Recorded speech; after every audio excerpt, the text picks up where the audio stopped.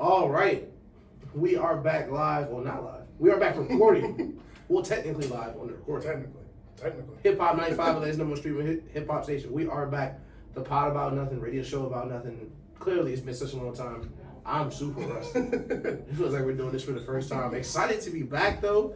What episode is this? 42. 42. Great Jackie Robinson. The Jackie Robinson episode, yes. Great Jackie Jerry Robinson. Stackhouse episode. Jerry Stackhouse. Shout out to Jerry Stackhouse. Shout out Jerry Stackhouse. Real deal Hoover. Shout out Barry, Pistons legend. Also, shout out to Barry always. Shout out to everybody else supporting us. Barry been holding us down since year one. Real one. Checking in from Germany. Just in case y'all didn't know. Big Chi. Just a few updates in life. It's been a week and a half since we've been back. My birthday was this week. That's why last week. That's why we've been a little. Yeah, clap it up. We've been going hard. I can't even cap. We've been going hard since March, about February, March. We've been going crazy. We don't got a lot of content out on. So we took a little break because football season about to ramp up. Everybody back at training camp at the end of this week. I'm almost certain. Yeah, almost at the end of this week, everybody's back at training camp. So a mixtape has dropped from us. From the mob, go get that. It's on SoundCloud, 715 under the mob. You feel me? Just in case y'all didn't know, Drock is still the only nigga getting the feature free. Only nigga getting the feature free. You feel me? So yeah, word to that. You feel me? So mixtape drop. What else happened? I went to a rooftop pool in Atlanta. That shit was hard. Yeah. I can't cap. Shout out to Atlanta and all the women in Atlanta, as I say every episode. Shout out to all the women. That's most important. Shout out to all the women in my life, and shout out to all the women in Atlanta. I'll say it's nice because it's nice. Y'all deserve double the credit. You feel me? Yeah. And then on the other hand, I am depressed about money. I got to move out of my apartment. So many deposit fees. I'm getting real with y'all. You know. Yeah. This is 42 episodes. It's about time y'all get to know us a little bit. So I'm broke. Just in case you wasn't noticed. So if you know anybody famous to get his show to, so we can pop sooner, let me know. Deposit fees stacking up. And speaking of that, like, subscribe, comment, please, share. All of that. I'm begging y'all, as Tyrone said on the Open Book podcast, I ain't too proud to beg. You feel me? Please shout out to them. Please like, please subscribe, please comment, tell a friend to tell a friend. I know you haven't subscribed. Like, you're still watching this. I know you haven't. Bro. Just go ahead and do it. Bro, hurry up. Nah, hold on. Go ahead. Thank you. All right, yeah. So how the show can continue, nigga. Appreciate it. But how have you been? Nah, it's been hot. Man, listen, it's been super hot, bro. It's been storming crazy. I've been working a lot, ready to get back. Watching a lot of sports stuff. I'm doing even this is a good time of year to go back and watch games, watch old TV segments from like throughout the year. I did a lot of that. Watch the QB on Netflix. Yes. 10 out of 10 would recommend go see that. I hadn't had Netflix in a couple years. They suckered me in for sure. But listen, I forget how many episodes it was. I think it's 4, right? No, it's more. Yeah, okay, bet. I think it's like 6 or 7. It was way more than I thought it was. Okay. But let's say 6, 7 episodes, follow Mahomes around. I could just, man, they can make that a permanent series for me. But like, I love that. Great show. Shout out to Kirk Cousins. I'm a Kirk Cousins guy too. They couldn't afford Justin Jefferson. No, he's not like in the series. He like makes like spot appearances. Yeah. But it was great. It was great. I can't believe they got Marcus Mariota to agree to it. That's very hilarious. I can't believe they got him to agree to it. I can't, bro. Honestly, God, I can't. He must have thought the season was going to go a lot better than it did. So, I will say, we're going to get into the top 10 quarterbacks in football a little bit later. I wanted to start with Drake. Right. And he didn't do anything wrong. Yeah. But I wanted to ask you, and I don't want to stay on this too long. Actually, we can stay on this as long as we want. It's been a while. But how do you feel about Elliot, who commented and said Drake is not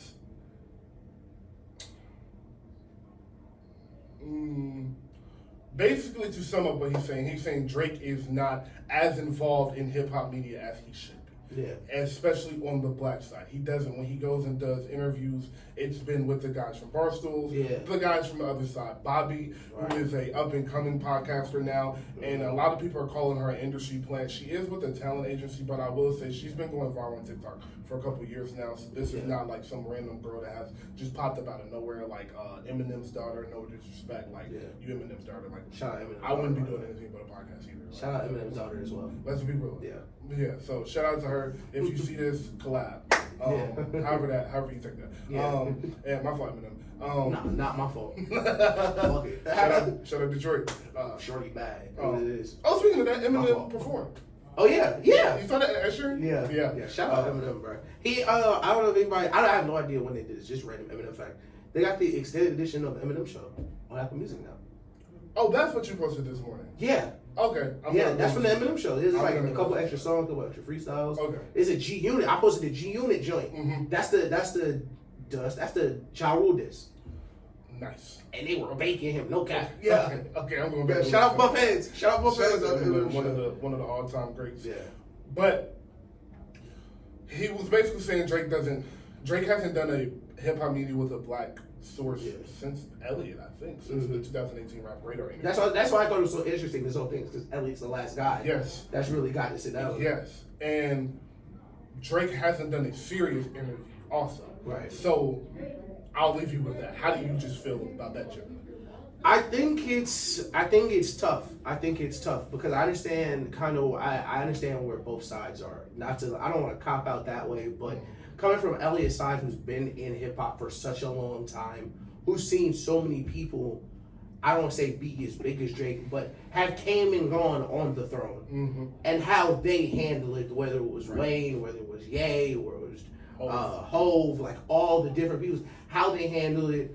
Some did interviews, some didn't. Yes. You know, some did interviews with white people, some didn't. You know, so I understand where he's thinking, like, you know, back in the day where these niggas like Wayne would just come, give you the whole interview, freestyle, get out of there, like for a long time until Wayne started to slip up on himself. But I also understand how different media is now than it was then, because going to do these interviews, I mean, as recently as 2013 maybe, that was rollouts.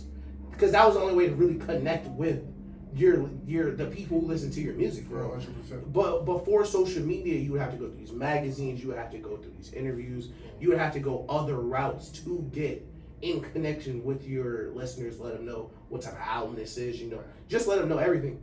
Now, like, I follow Drake on Instagram. And Drake posts on Instagram like a regular guy. Like, Drake posts on Instagram like every day. Like, we see Drake so many different places that he keeps in contact with his fans a different way, that more so than we get from interviews. That's why I don't mind the silly interviews, because, like, how much are you really gonna say in the interviews anyway? Like, what are we looking for? Because when you are where Drake is, it's not like there's a bunch of stuff he has to say. Or he can say, literally. Like, even, you know, but that's really where I fall into is, like, what do I wish Drake did more interviews? Sort of, but I understand why he doesn't need to. Yes. The need for interviews is more so on the media side now than the artist side. It wasn't always like that before. Yeah. So you see a bit of a power dynamic change, and I don't like that they're at odds. Because I saw what Drake said yesterday about Elliot too. Yes. I like it. Yeah, I did not like that. Shout out Elliot, by the way, friend of the show. Yes. Shout out to Elliot, especially very big inspiration of mine. Has carried himself very well in hip hop media. One of the leverages him to Sway. And him, Sway, Flex, Narwar, Angie Martinez, big one. That's one of my big ones. What's overseas, dude? The British Tim Westwood, yeah. So that's why it's tricky, because I have paid attention to hip hop rap media for a long time as a kid who didn't. I wanted to understand rappers more, because it wasn't like I just thought rap music was cool. I loved it. It was everything. Right. It was everything to me. Like, these, like, athletes and rappers was like the coolest people in the world to me. That's just because what I grew up around, as most kids around our age, and that grew up like that. So I only got to connect with rappers through interviews and their music, of course. Right. And I feel like I have gotten a better understanding of who Hove is as a person through his interviews with Elliot, through his interviews with Breakfast Club, Kanye West, same way. Lil Wayne, same way. Lil Wayne has sat down with Elliot multiple times. He sits down with Elliot. His Drink Champs interview was great. So Rick Ross, DJ Khaled, all of these artists I grew up idolizing, 50 Cent, all of these artists that I grew up loving have all sat down on these platforms over the years and really gave great interviews. Right. And I think what's important to note is that they did this in their older age. Right. If you have paid attention to anything Lil Wayne has done, Lil Wayne has probably had about 5 or 6 interviews come out in the past year, just with everybody, just kind of whoever was actually. He's had one with The Pivot, I Am Athlete. He sat down with Big Boy again. Yeah. He sat down with a couple of guys. I think, did he do Rap Radar? No, he hasn't done Rap Radar again. But he has done a couple of interviews, most of them sports, but all the smoke, most of them are a lot of the sports, but it's been the black media. And you see Hove, when he was out and about, he was always touching Elliot. Now, Hove divvled in both sides. He would go talk to David Letterman a lot. Yeah. But he was always going to come back to Hove and, that title connection and whatnot. So, Kanye, in his older age, you saw he was just he did 7 hours of Drink Champs interview. So, when these guys have reached this GOAT status in which Drake has reached, they have given the interview. Mm-hmm. And that's why I think it is understandable why Elliot feels that way. But as you said, Drake has the room to move how he pleases because he's in a area that nobody has ever been because rap has never been like this before. Right. There's always been somebody, social media. So this era that we're in with social media and streaming, we haven't seen with an artist be as big as Drake. Now, we can argue, would Kanye have been this big in this era in 2008? Right. Probably. Wayne, same thing. Hope, same thing. A lot of these artists probably would have gotten that big, but they didn't. And they haven't had this social media that has been, and had to understand how to work it. Kanye West don't really understand it. Wayne don't understand. They don't understand. They're not around it. They're not here. Drake really understands how to play the game of social media, who is what. He pays attention. He's very methodical in his moves, which is why I lean towards the crowd of Drake is introducing himself to a new audience.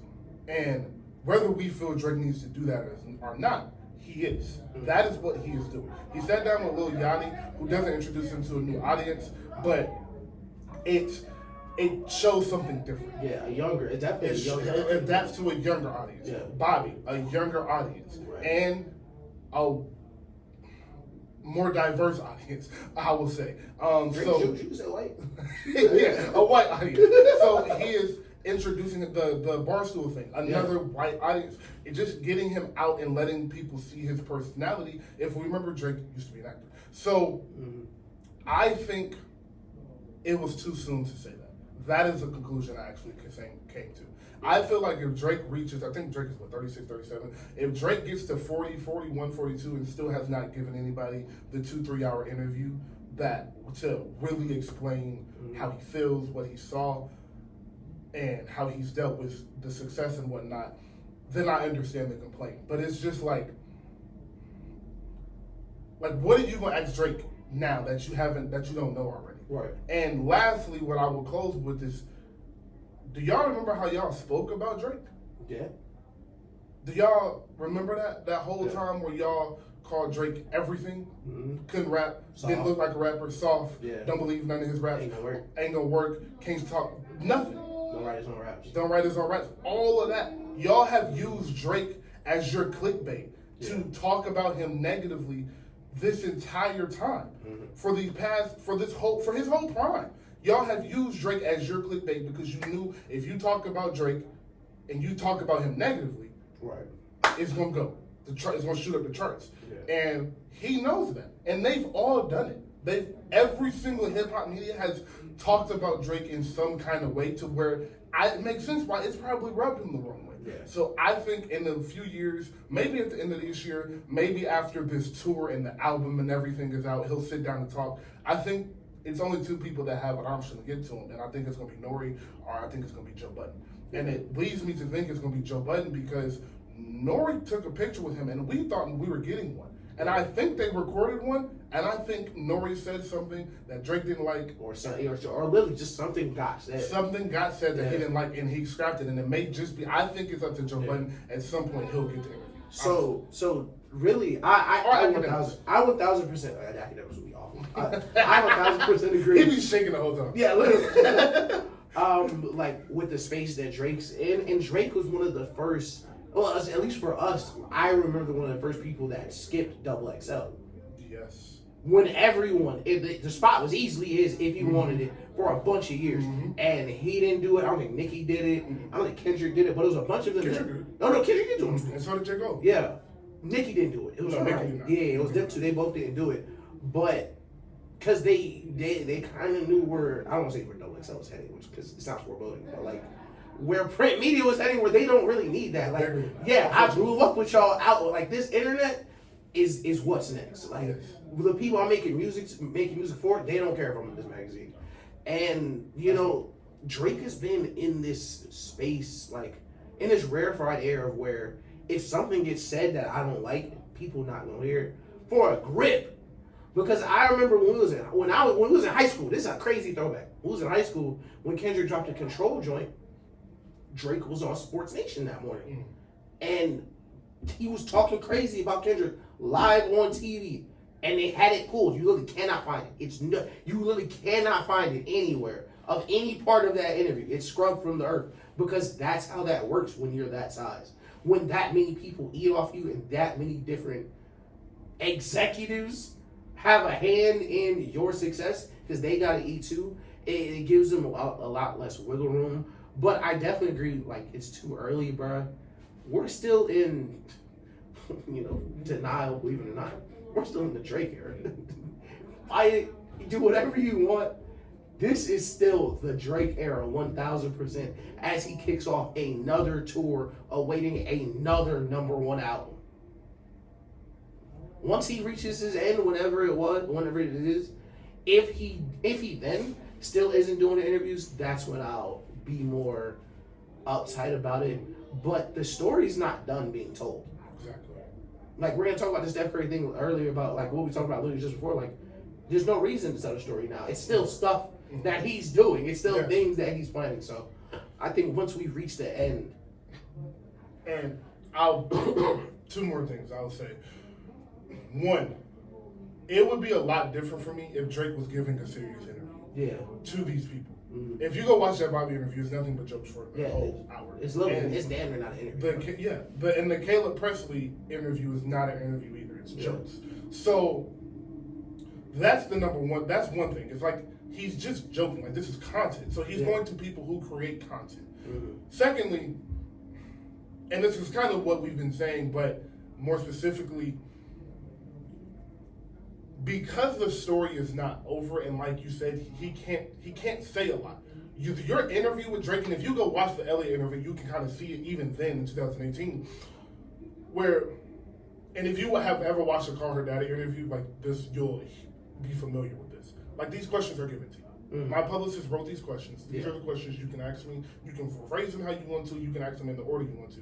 But this is what we'll be asking. You won't sway from this. And if we do this interview, won't go on. Right. So it's like, knowing I have to give her an interview like that, what's the point? I don't feel like doing that. And my thing is, the interview with old girl comes out. I don't know. The interview with Bobby comes out, and people are upset that he's not doing any real hip hop interviews with any black people. Like he didn't go do a real hip hop interview with her. It's not like he got there and he started breaking down bars and 16s. Like, yo, on this track, I really wanted to hit this hi-hat right here. Like, bro, they are making jokes. Like, if Drake, but that's my thing. If Drake pulled up and did that in y'all interview, y'all would be sick to y'all stomach. Like, y'all would be sick to y'all stomach if he pulled up and was joking the whole time with y'all. For an hour. Literally. So, I think, it's going to sound crazy, but y'all might just have to wait y'all turn for real until Drake feel like he want to get y'all an interview. Because, like, it's not like he's talking to anybody for real. Thank you. And my thing, he's making content. And I will shoot Drake some bail on this. I don't see Kendrick out doing no interviews. Like one last big long cold interview. Like I think it's LA Leakers one, like before the album dropped. But even then, that's album promo. It's not like these top rappers are sitting down with everybody. So why expect the very top rapper? I love that point. I haven't even thought about that. Yeah. What's the last J. Cole interview? Was it Angie Martinez, I think? I think so. I know he did a LA Leakers for for the album that came out, but it might have That been was like an 18-minute interview. Literally, really, yeah. Like he hasn't given a real interview. Nobody, a lot. He did an R-Wire a couple of months ago. But even outside of like the top guy, like who are doing long form interviews that often still though? It's not like other than Elliot, and it's not like Elliot. It's not like you doing like, oh yeah, today we got this guy. You never heard of him. Elliot's doing like legends, like shit we've been waiting on. So I think it's a byproduct of Drake coming from a system that y'all didn't come from, basically. The way Drake sees the world in marketing, y'all don't see that because y'all came up through a different world. Where the first thing you would do 20 years ago was send Elliot my song, send Funk Flex my song, send Khaled my song, get it out there. No. I can tweet a snippet, I could have somebody leak a snippet, that do all my promo for the whole week. I put something funny on Instagram, boom. I got all the same engagements as if I got on this 9-hour flight to go to your studio and answer these same questions. And that's what's crazy is, like, when you think about it, bro, like you will watch them answer the same questions for 3 interviews. Yes, you will. And you would just be like, you know what? I like hearing my favorite artist talk. You know? Yeah. Cool. That's all promo interviews ever were. Literally. Where it's just the same question. Actually. So what are we looking for on this album? Okay. Yeah, I like what you did on your last album. What's your favorite song? Yeah. Oh, yeah. How does this differ from your last album? Yeah, I like this. So when you tour, like, yeah. All right. So, yeah, I think that pretty much sums that up. So, staying on music for a little bit. So yeah, we didn't pick any sides, Elliot. Shout out, you still my guy, man. Still my dog. Nas dropped an album. Okay. You feel me? Magic too. So every time I think it can't get worse. Every time I think my thing can't get worse. Nas drop an album. I just don't get it. Nas has dropped 5 albums in 4 years, I think. Or 5 albums in 3 years. 5 albums in 4 years, something like that. He's been on a crazy run. I will say this. I tried. And it's not bad. Right. It's just raps for 50-year-old men. Like, right. If you grew up with Nas, I listen to Joe Budden podcast. That's the only podcast I listen to. They like it. Right. All of them. They be like, yeah, he walking them down. Yeah, it's that Nas right It's that Nas, for real. And they grew up with that. So it makes sense. It's kind of like, I could see Lil Wayne at 49 dropping 4 or 5 albums in 2 years. Just because none of them are over 12 songs. And niggas our age, like, man, this that shit. Yeah. You understand? Yo, niggas our age, like, yo, this is crazy. Yeah. My son looking at me like, yo, like, are you crazy? Like, yo, turn this old nigga music off. Yes, because it is nothing but bars. Like, it's not amazing song structure. Some of them are, but most of them, like, it's just he's rapping and a little quick little 2-line hook, and then we'll get back to the bars. So it's nothing like to complain about or to be like, this is bad music. Right. If you like Nas, you like these albums. I pay attention to when I don't mess with an artist wholeheartedly, I pay attention to what the people that do his fans, Yes, right. And they love it. And I listened to this past one. I listened to 2 of the King diseases. They've all been like good. It's just not what I do. But like they've all been solid. And this past one is super solid. Let me ask you this. Is he giving you a third verse? No. And that's why it's very new school. Like it's 2-minute songs. Cool. It's 2-minute songs, and it's like he can really fucking rap. Yeah. So it's like it's good bars. Somebody all gotta that. do it. It's just like he's 50. He's 50 and I'm 20. It's like he got a Kango. 20. Yeah, like he's 25 years older than me. Yeah. So like it's only so much I'm gonna judge. There's one thing Nas gonna do is gonna throw out the Reagan administration. Like out here, Nas. I don't know, man. I just wanted to give a shout out to Nas. Say keep doing what you're doing. Hip hop 50 years anniversary. So all the legends still making music, doing what they love. I understand, and I appreciate it. But it's time. Our boy is back. Despite my Twitter jokes, none of that is real. It's a Twitter. I'll be lying. Our boy is back. He has not missed yet. I am not expecting him to miss this Friday. I am expecting an amazing concert. I am expecting an amazing album. I am expecting an amazing tour after this concert. And if you don't know who I'm talking about, I am talking about Travis Scott. Oh, yeah. Utopia will be dropping this Friday. If it doesn't drop, it will be in your phone because he's doing a concert of it, so all the songs will be in your phone. Yeah. It just might have a crowd on them. Oh, God. But we will be hearing Utopia this weekend. H&L will be listening to Utopia this weekend. Come hell or high water. It probably will not be, it may not be an orthodox drop because he is doing the concert. The concert Friday, Saturday. I think it's Friday. Okay, so if the concert is Friday, he might wait until the concert is over to drop the album, and he also might do the concert and then drop the album next week. Right. But like I said, we're going to be hearing the album. Travis is your guy, like for real. So give it. Travis, man, listen. For the people that don't know, I once made Daniel listen to Astro World start to finish on the way to LA. 40-minute drive, start to finish in the car. No songs from no other artists. No lies. I didn't change the order. No lies. I didn't change nothing. No lies. I am super, super excited, especially coming from what happened, getting past that, and we knew it was going to be a long time before we got music. This was kind of the timeline we were looking for, and as we got closer to these summer months, we were like, man, nobody's dropping. It must be some shit on the way, and boom, 2 weeks later, it's Drake and it's Travis Scott. After Uzi already went number one. Shout out to Uzi who went number one, but I think it's going to be amazing. I really do. Coming off Astro World, one of my favorite Travis projects, really. Travis has this, like every album, it's weird. I look forward to how he's going to make other people sound. If that makes sense. Like, he has such an ability to understand his sound and how it flows with other people that all his features are usually perfect for that song. Like, I remember one of my first favorite Gunna songs was on Astro World. Like, Don Toliver. I'm looking forward to pretty much literally everything. I'm super excited. I love the Bad Bunny song. Shout out Bad Bunny, Puerto Rican homie. But it's hard to have expectations in a way. Like, we kind of talked about kind of like we really don't know what it'll sound like. Like, I have no clue what it'll sound like, but I'm pretty sure I'm gonna like it. Yes. Yeah. I think that's the perfect way to describe it. No idea what it's gonna sound like, but I'm pretty sure I like it due to his history with his albums. I have not heard the Bad Bunny song. I've said multiple times I don't really listen to singles, especially when an album is cool. So I haven't really turned it on. But I heard like a couple parts of it. It sounds great. So I'm kind of along with you, bro. Like, I am excited to see who's on this album. I'm excited to see who's on this album, where he went, where he's taking this album. Is it more of the same of Travis with his sound? Does he experiment? It's been a very long time since 2018. It's been 5 years. Yeah. So he's had a lot of time to experiment. An artist of that caliber, I doubt they spent the last 5 years making the exact same sounding music as they have in their whole career. I'm expecting a lot of experimenting. I'm expecting a lot of vulnerability on this album due to the situations he's been through. Yeah, of course. Yes.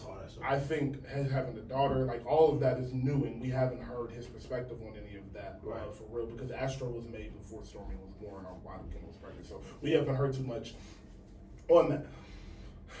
I am excited to hear mostly the production. That is what I probably would be number one on my list, is just how this album sonically sounds in headphones. This is going to be an Apple headphone first listen, definitely. Sure. And I believe that this has the potential to be the album that says, is Drake run over? Yeah. I think we were just speaking on Drake, and you just said, yo, like, who's next? Who's next? And I think if on Twitter, if you're looking on Twitter, a lot of the conversation has been, man, this rap is in a bad space. Right. And maybe that's a conversation for later for another day. Maybe next show. Is rap in a bad place? I would say yes, but not because of the talent in rap. I would say yes due to the way music is dropped in rap. I think that is where the disconnect is. But because of that, Drake hasn't had any competition. Because if this was 2008, Travis Scott would have dropped 3 more albums by now. Right. And we would be looking at, like, okay, this may be Travis Scott era with Drake on the back end, kind of like the Wayne, Kanye, and the whole thing. Like, and we may be creeping into that territory. But right now, I think Travis is the only one that has the potential to do it. I think Lil Baby got to figure out something different. Lil Baby has not become the artist you need to be to get where Drake is. He is a good, great, phenomenal rapper. He has not become the artist you need to be to become where Drake is. Travis Scott is the only person that has the entire package, in my opinion, and Tyler. But I think Tyler has his foundation in who he is, and his brand isn't the biggest rapper. It's always going to be one of the 5 or 6, but it's not going to be the biggest rapper. Travis Scott has everything to be that. So I think this can potentially be the album that says, yeah, Travis is the next in line.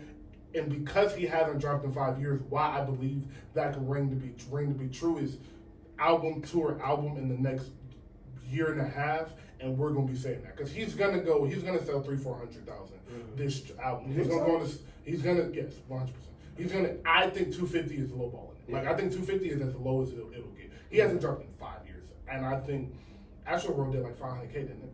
Astro World did like 500K. I think so, yeah. Like Astro did like a nuts number, and he's doing the bundle thing, so his sales are going to be heightened because he's doing a bundle thing and the way you can purchase the album. So, yeah, I think we're in for a treat. I think this will be one of the. I don't think anything will compete with this for album of the year other than Gunna album, and depending on how you feel about Killer Mike, if that's your bag, I don't think there'll be a comparable. So I don't really want to put them in the same mention, but. I think this is the album we look at that'll be Grammy nominated this year, like the rap album. Unless Drake just comes with something we haven't, like, whoa, where did that come from? I think this will be the album of the year. I definitely agree, especially with the distinction between how Tyler, how Baby, and how Travis Scott's, I don't want to say brands are kind of built, but Travis Scott is the most well-rounded artist outside of just music. Like his impact reaches so far that you can realistically see him becoming the biggest rap artist in the world with his chokehold on the shoe industry. Fortnite concerts when I first to do that in front of who knows how many kids. I know it was like an astronomical number, but I'm not gonna guess. I mean, Fortnite users in lobby or some shit. But, like the stepping stones are there. I definitely agree. Production wise is gonna be the first thing that I'm always listening to for Travis, but it has to be him. I think Lil Baby had a time, and I definitely want to talk about this because we haven't been on here so long. It's funny how quickly narratives will start. Like, because when we left, this was not a narrative like all the way. Now that we're back, like it's a full going conversation. But I haven't heard anyone say this, and I wonder what people will think if they put it in perspective. I think. And I hate hypotheticals, but no COVID, I think he passes Drake. I don't think people understand how much COVID happening during my term changed the perspective of that album. And the reason I thought this, I want to shout out my boy Bun. Bun lives in Louisiana. So Bun tweeted, he said, man, I wish I could have experienced We Paid outside. I was like, what the fuck is he talking about? That song went crazy outside. And then he replied, he said, not Atlanta and LA, y'all never went inside. I was like, oh, yeah. LA and Houston, y'all never went inside. I was like, okay, that makes sense. Because that song of the summer, song of the year, #1 everywhere, didn't get a chance to go through the normal cycles of where you're listening to music, how you're listening to music, and how that carries and, I don't want to say perspirates, but spreads out through your friend group. And I wonder, how do people think that might have changed the trajectory of Baby's career, where the way it was building up before it had Harder Than Ever, More Hard, Freestyle was a hit, and we were seeing it. It was like, man, if he can bang one, he might be out of here. And My Turn being so crazy, top to bottom, but him not being able to capitalize it the same way as if it was banging in 2016.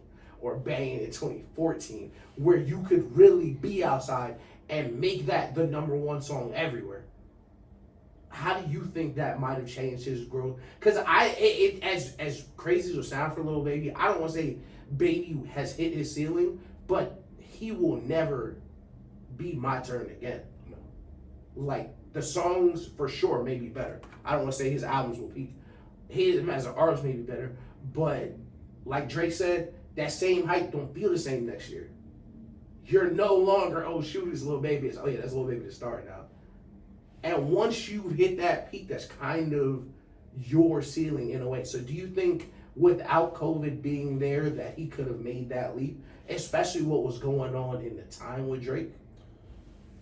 That's a great point. And yeah, because working an album of that magnitude outside is, and when I say outside, I'm talking in the context of outside, like interviews, all of that. Right. When you're able to work it in that way and not doing interviews on Zoom and not having to do live concerts on streaming for YouTube. Right, where everybody spread out. Yes. Yeah. If you're working that and you're able to go to 4 festivals in a year, do a tour, come out at a show with Drake, go do this show overseas, go do that festival overseas, and you're really able to work that record. And I will say that record did get worked a little bit. Yeah. It was out for a little bit, but I think that was a single from the album, so it was out a little bit.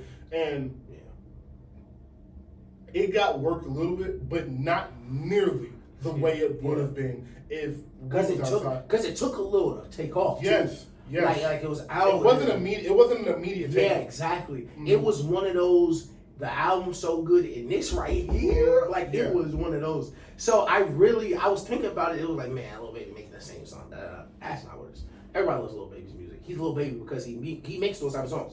What happened was, it was such a one-of-one situation where we had almost never seen My Turn streaming numbers during COVID, and we all chalked it up to, well, everybody's in the house, everybody's listening to music, but he's kept these numbers consistently dang near. And I also pose this, we may tweet this out later. In recent memory, I think outside of her loss, so between My Turn and her loss, I don't think there's an album that you could say has been more well received than My Turn, especially commercial wise, where years later, I think you put it on my timeline, like the yearly sales of the album. His yearly sales for My Turn this year are still like top 5, 6, 7. Like it's crazy. Like it just released. I think the only argument you can make that for is Donda. Yeah. But that doesn't count. That's Kanye West. That's true. So it's like, like if you lose to the Donda there, that's a hack. Like you take that out. Bro. It's hard to say because what is Drake doing with no COVID? That's the question. Literally, that's the question. And everybody. Literally. What is Travis doing with no COVID? If he can drop that year, 2022. Like, what are these? Because Travis is a visual guy, so he wasn't gonna drop with no COVID. Right. What is? Because nobody's gonna drop without touring for real. Yeah. I would say those are the only two that would be his competition. And I would say I don't think he would have passed Drake today in 2023. Right. But I think we would be looking at Lil Baby, Drake, and Travis Scott as peers. Yeah. And we're not now. Drake is, like you just said, it's Drake and then everybody else. Right. Kind of like how it's Patrick Mahomes and everybody else. It's so I think that may be the difference now is that Drake and Lil Baby are peers at this point. Right. And I'm leaning towards like really believing that because, like you said, that My Turn went crazy. So imagine if he could have dropped an EP after that. Yeah. Like imagine if he could have went My Turn because the deluxe was crazy. The deluxe had all. It had like the one that had All In. It had all, Social Distancing and All In, and it was one more song on there that was super crazy. So if that could have gone, and then he could have went, like we said, did the shows, and then 8 months later dropped the EP with 4 songs, and then dropped the album 10 months later. Yeah. Like, we looking at him like, this is different, because now your album, because I remember him saying, like, his album, the album he just dropped was like 18 songs, I think, originally, and he said that felt long. So I'm thinking, if he had that gap because of the COVID and everything, and that's why he couldn't drop it. And then he had to drop with Dirk, and I think if the COVID doesn't happen, the Dirk thing isn't necessary. Right. So you're dropping a solo album of 12 songs, and now people are saying you making the same song because you don't do an album with My Turn, which is, well, you did your whole mixtape, and all of that is the same sounding music, which again is okay. That's not a diss or anything. That's how being an artist works. You find the sound and you stick with that sound. Right. And the issue with it is that, well, hold on, let me finish this thought. After that, with, what was that last album called? It's Only Me. It's Only Me.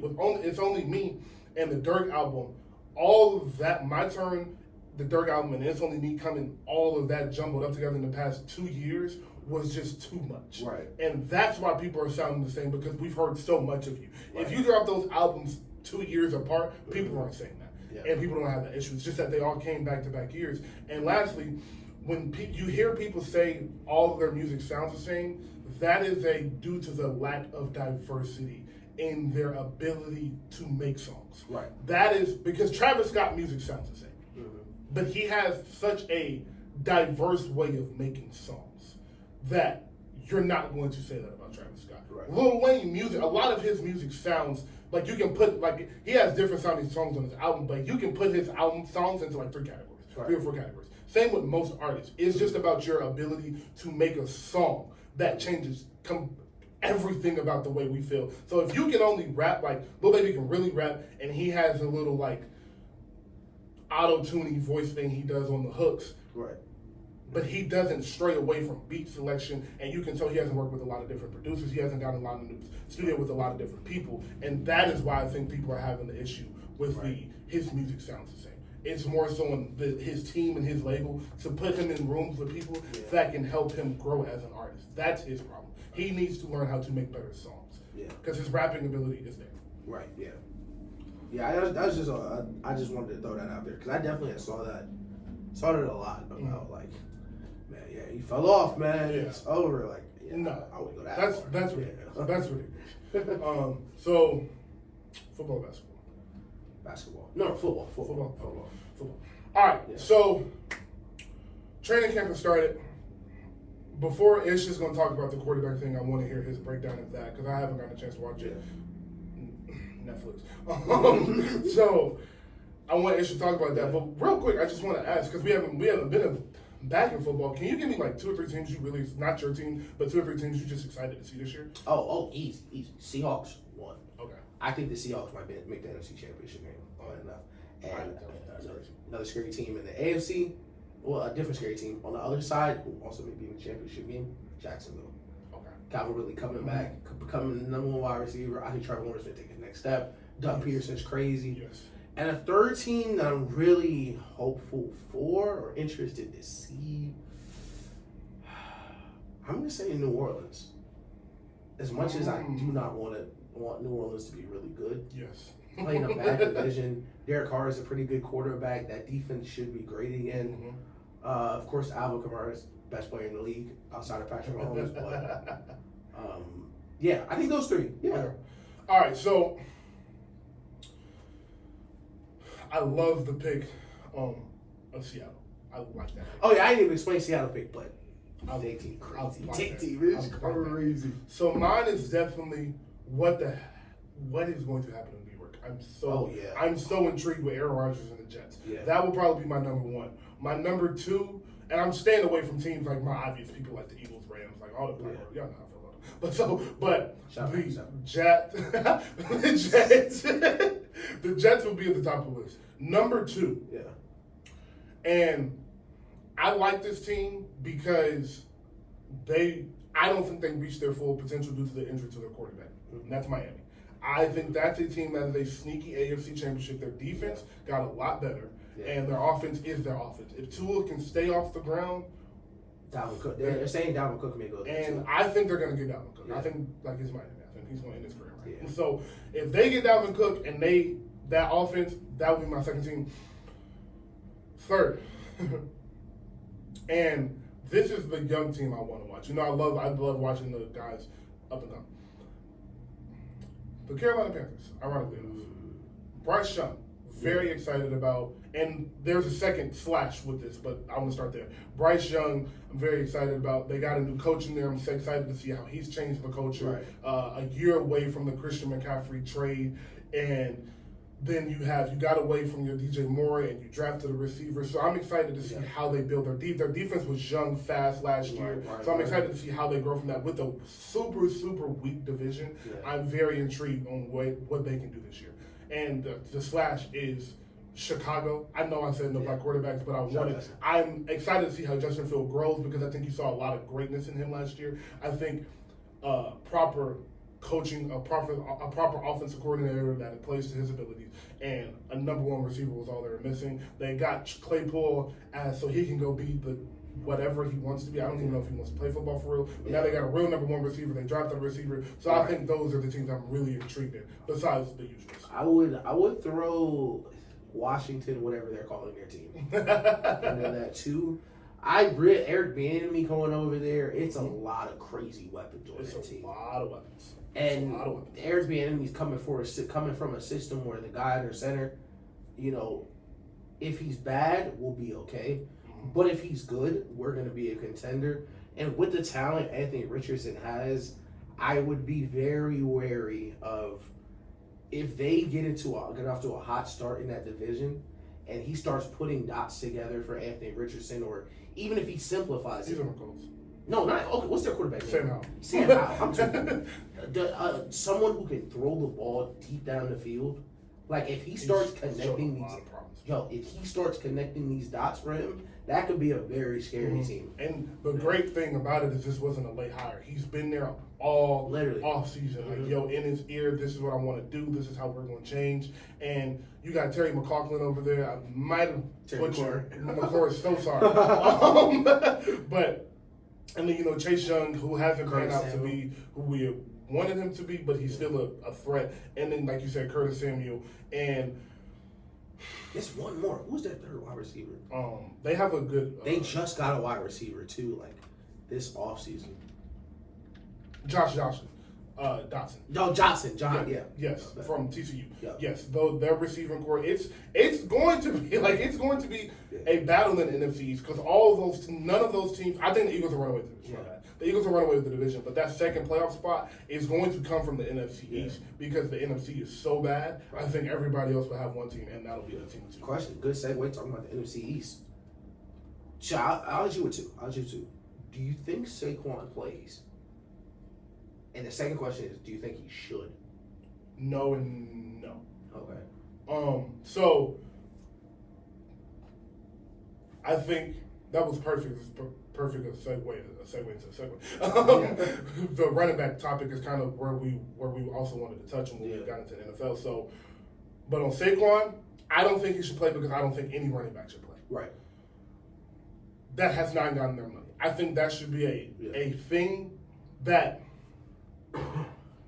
would change. If you want to see change in a business that is not known for changing how they are doing things, you have to take giant leaps. Yeah. So you have to take the biggest risk you can possibly imagine, which is just saying, I'm not going to play. Josh Jacobs just went home. Saquon went home. Yeah. I think for these star running backs to show their value, they have to not be on the field because then you have no other way of showing that. And Saquon, the Giants look completely different with Saquon on the field. Yeah. With a completely different team. Yeah. Jimmy G would be, you're not going to know this year because if Josh Jacobs never come, he has to play with him, but Jimmy G would look way better with Josh Jacobs back there than he would without him. Mm-hmm. Offensive coordinators know that. Mm-hmm. Coaches know that. Defensive coordinators. Defensive coordinators know that. Yeah. But them owners, about that dollar. They don't really care. They're about the dollar. Mm-hmm. So if we don't got to negotiate nothing, we not going to do nothing. So I think the running backs just need to band together, and that is why I don't think Saquon should play, and I don't think he is. I think he feels really disrespected. As he should. Because it's like, first off, I got seriously injured. I came back and had y'all in the playoffs. Mm-hmm. Daniel Jones won a playoff game. Daniel Jones looks like a completely different human when I'm on the field with him. Right. You know he's not. Yeah. And you know Daniel Jones is not a top 15, top 20 NFL quarterback. No. And he's not a top 28 quarterback. I don't think he threw a touchdown every game. Bro. I legit don't think he did. So you have to show them your value. Right. And the only way you can show them value is by not playing. Okay. I 1,000% agree. I think what's going on with the running backs right now is disgusting. It's disgusting. What's going on in the media right... cue the DeMarcus Cousins what's going on right now is disgusting. Because... They're ridiculous. and you put it on the owners because you're correct. That's where it starts. But I'm going to target somebody else. And I hope this camera is on. I'm looking at both, just in case. what you NFL media niggas are doing for these owners is disgusting. Every single one of y'all should be 1,000% ashamed, and even more ashamed if you think you're not doing what you're doing. Because the discourse around running backs right now is shameless. That's the only other word to describe it other than shameless. And you saw me tweet it. I'm going to do this for the rest of the season.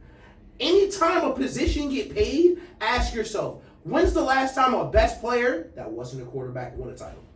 Because that's what they're doing with these running backs, and it's the most confusing thing ever. Like, when's the last running team to win the championship? Well, when's the last team without the best QB in the league won a title damn near? Or at least a Pro Bowl to elite QB?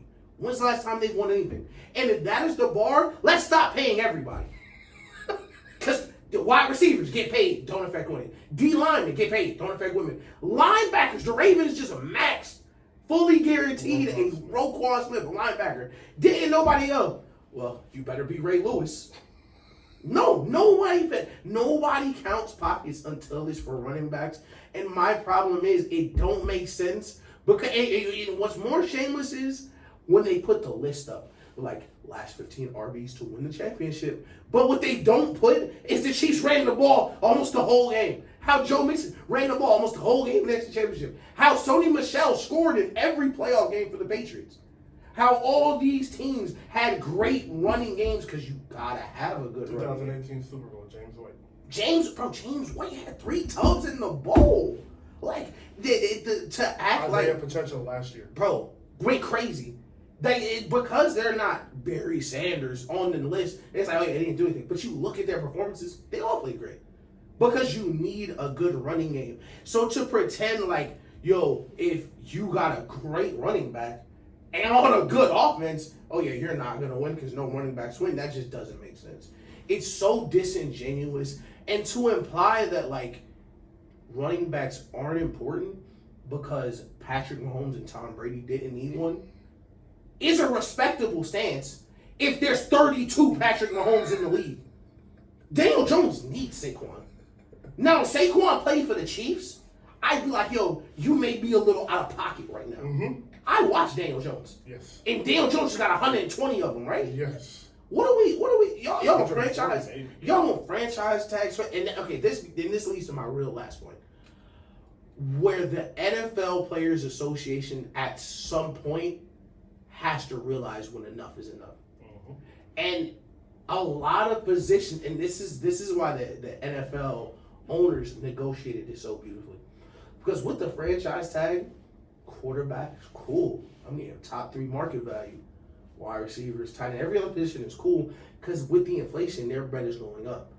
But running backs, the way they're trying to stack it, where you draft a rookie, run him till he's dead, don't pay him again, and repeat, that literally can't continue. And the only way it can continue is with the franchise tag.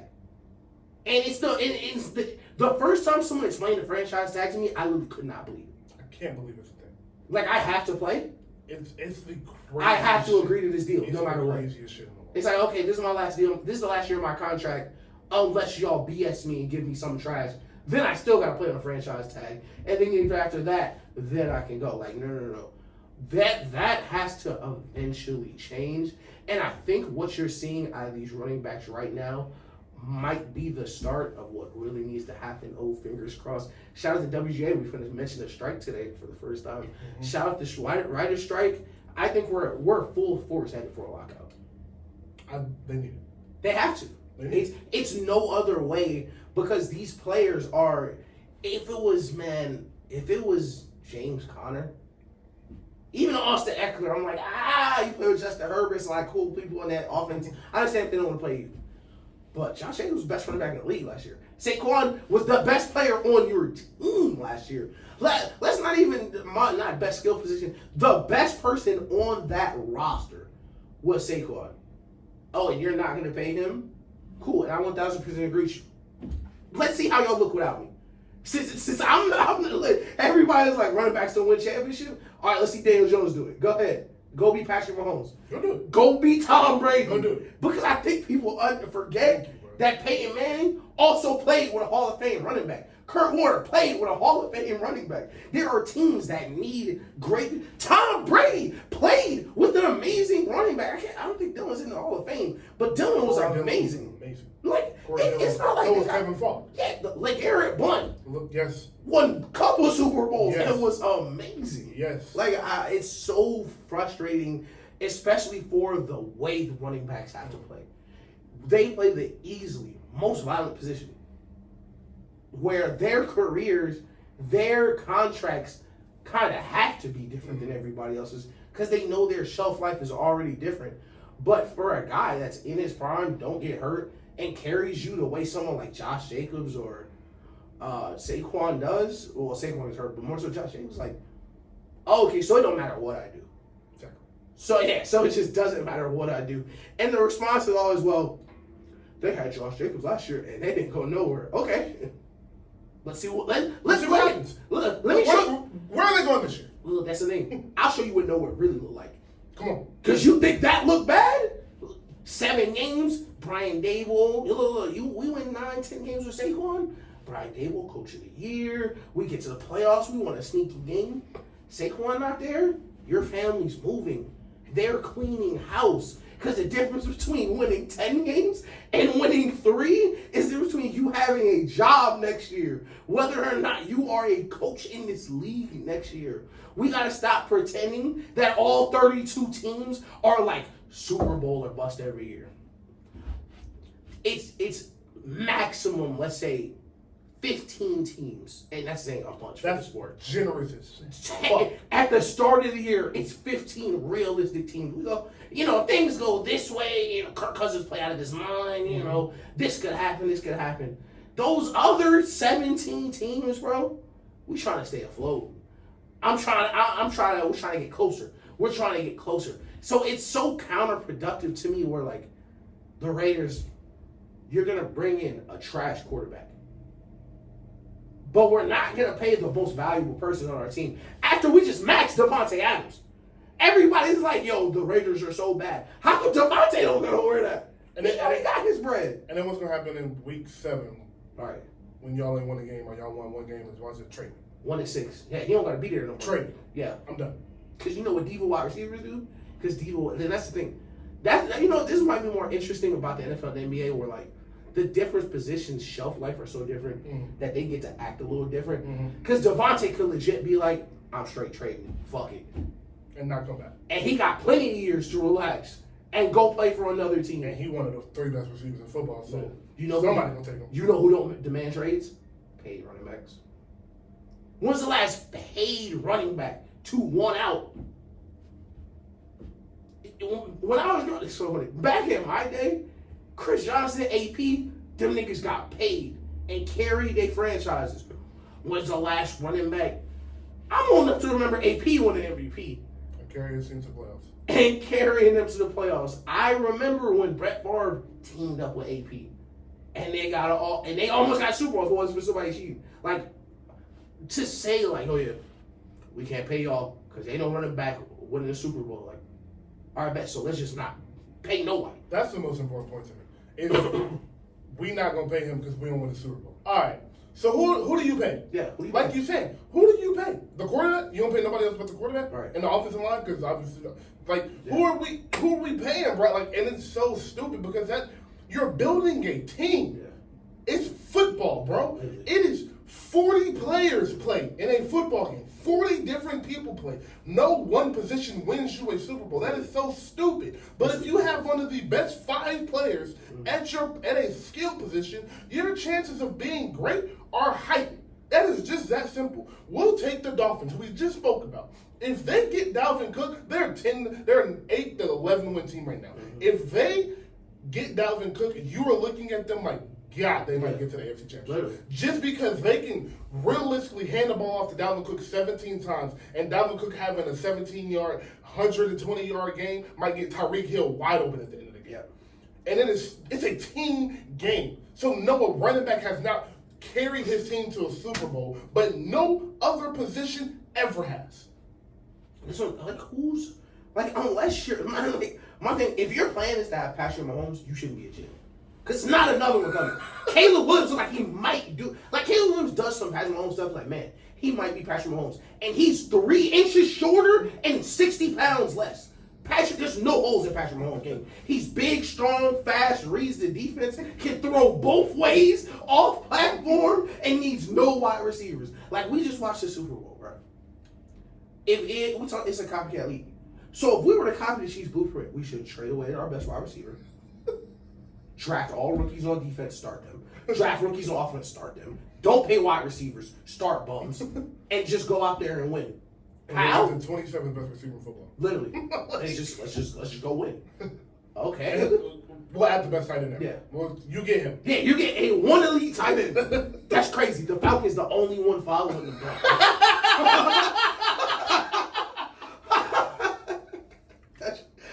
I just can't help it. But yo, it's so frustrating, bro. It's so frustrating. Yeah. Shout out Kyle Pitts. You went crazy.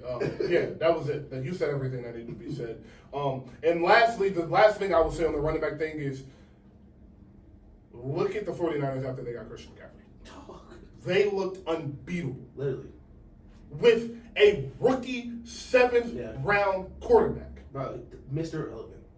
Mr. Irrelevant. He was the last pick in the draft and went undefeated. And almost won an NFC Championship games against the very easily best roster in football.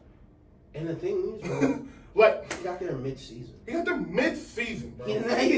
Well, I think he was there the whole time, but he was on the practice squad. Like, he wasn't on the roster. No, I mean Christian. Oh, Christian. Yes. He got there mid-season, Like, literally overnight. Oh, yeah, this might be the best team in the league. I don't know, man. Yeah, come on, bro. I don't know what Come on, bro. But especially you NFL media, nigga, y'all are so shameless. Y'all are shameless, bro. But shout out Shane McCoy, top 6 earning RB ever, I think. Shout out to Shane McCoy, real dog. Yeah, one of my favorite matches. I will say this: I don't care if it comes true or not. Future Hall of Famer. I think Shane should be all of them. I do too. Yeah. I do too. And speaking of skill positions, D-Hop to the Titans. How do you like it?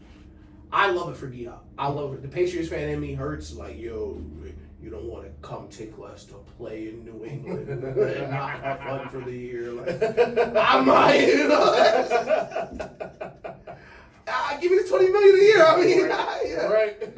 Come on, bro. Yo, we still got Derrick Henry. They might not ask me to do too much come for on, real. Bro. Like, come on, bro. I get it, bro.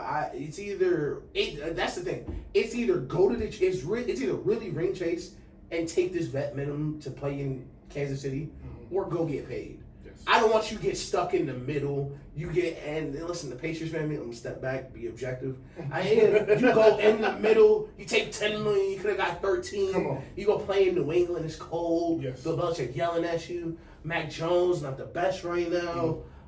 We the 4th best team in the division. Like, I could have been losing, getting way more bread. Yeah. You know, I kind of understand it for him in his career, but this might be the last hurrah for a little D-Hop.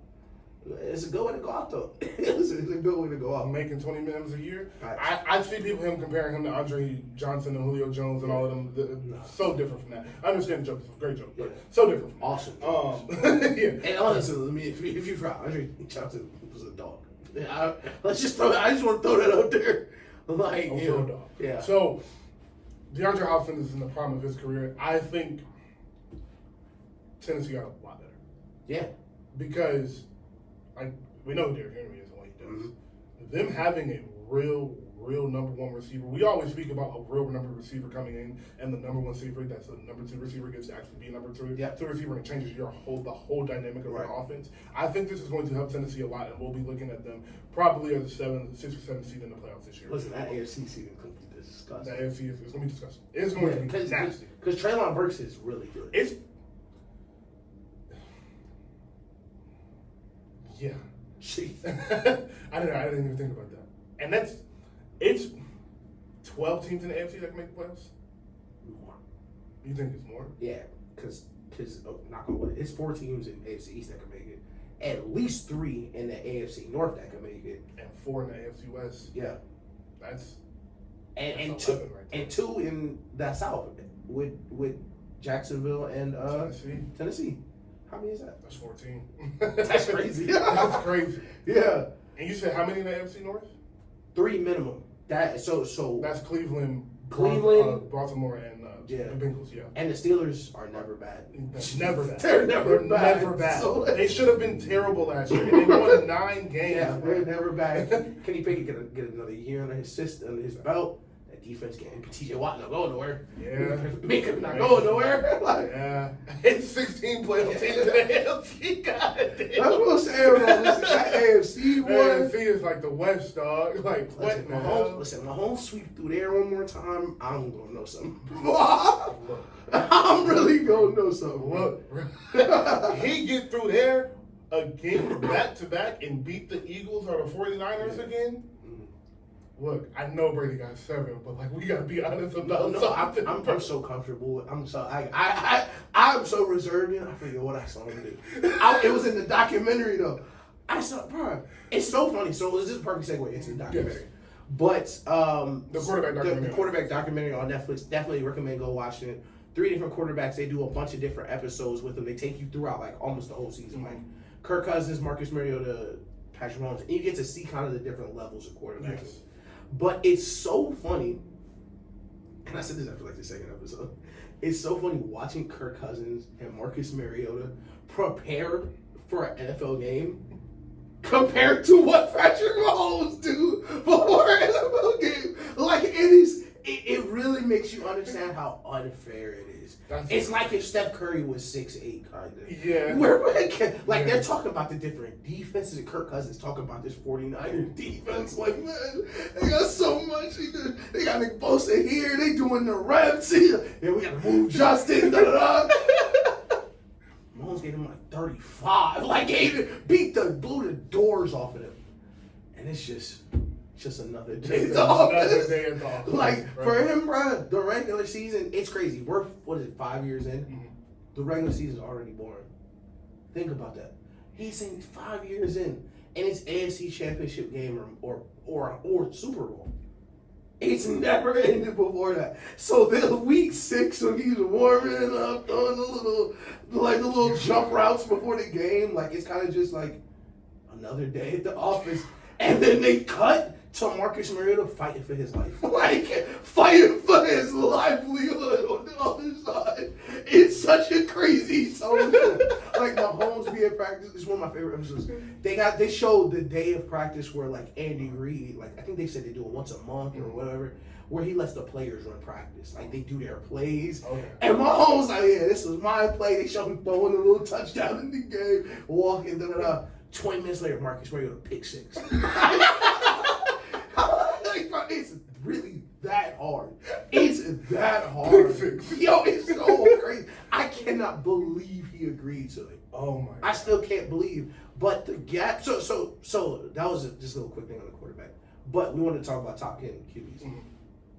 So before we get to the 10, how big is that gap for real between 1 and 2? This is probably, some people may not agree with this analogy, but for me, it's as big as a gap as it is from Kobe, Mike, and Bron as for the rest of the NBA. Oh yeah, that's like it's that type of. Oh yeah, like it's a head, it's a full head and shoulders of the rest of everybody.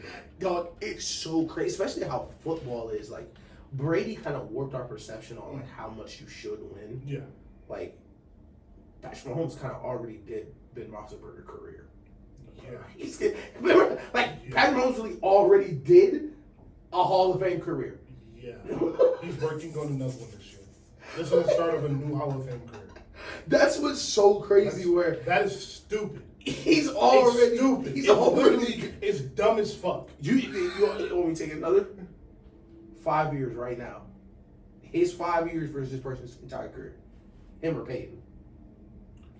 You're literally asking the question, which is stupid. Like, it's like, I don't know. Yeah. Like, yeah, you should say Peyton. But my nigga, I don't know. It's like, yeah, Peyton has more MVPs, and he has the same amount of Super Bowls. We're talking whole career. But Peyton also got drugged to a Super Bowl. And then early got the darts beat the shit off him. Super Bowl. Mahomes got 2 Super Bowl MVPs. Peyton don't have 2. Like, oh, maybe. Like, Mahomes did lead the league in yards, MVP. Like, he did all that in 1 year. Like, shit, kinda. He's been to the AFC Championship game every year. Dog. Like, that's his down year. It's an AFC Championship game. And That was Brady. Yeah. His down year was the AFC Championship game. Oh, that's what's even crazier.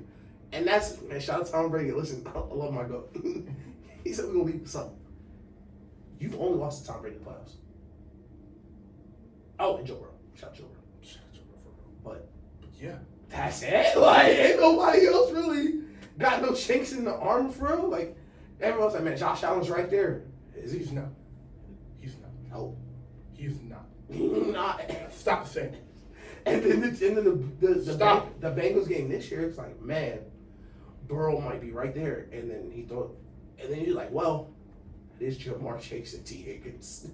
And then Mahomes throw an out route to Sky Moore, and they're still winning the game, and you don't know why. Like, Mahomes is playing so much better than everyone else. It made me think, because I'm still not getting mad, but it made me think, like, damn, because I knew Mahomes would break Madden. I wish they weren't lazy and let him break it the old-fashioned way. The same way Vic broke Madden. Yeah, and Steph broke 2K. Mm-hmm. We are going to get to a point where Mahomes has to seriously break Madden because right now he's better than what's on the game. Yes. And you can't say that for everybody. No. Whereas things Mahomes does every Sunday, you literally could not do in the game if you want. You physically cannot do it in the Like, you could be the best player. It's things you can't, like, he hurt his ankle.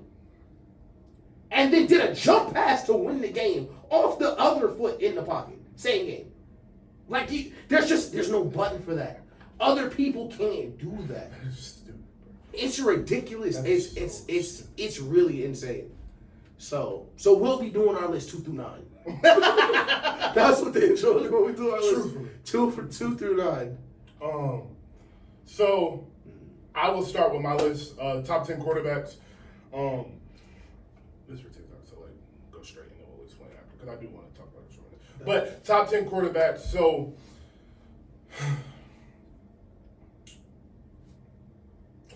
we're going to give you our top 10 quarterbacks. Sorry, YouTube. We're going to give you our top 10 quarterbacks right now. We are very excited to do this. Everybody has been doing it. So top 10, I'll give you my 10 first.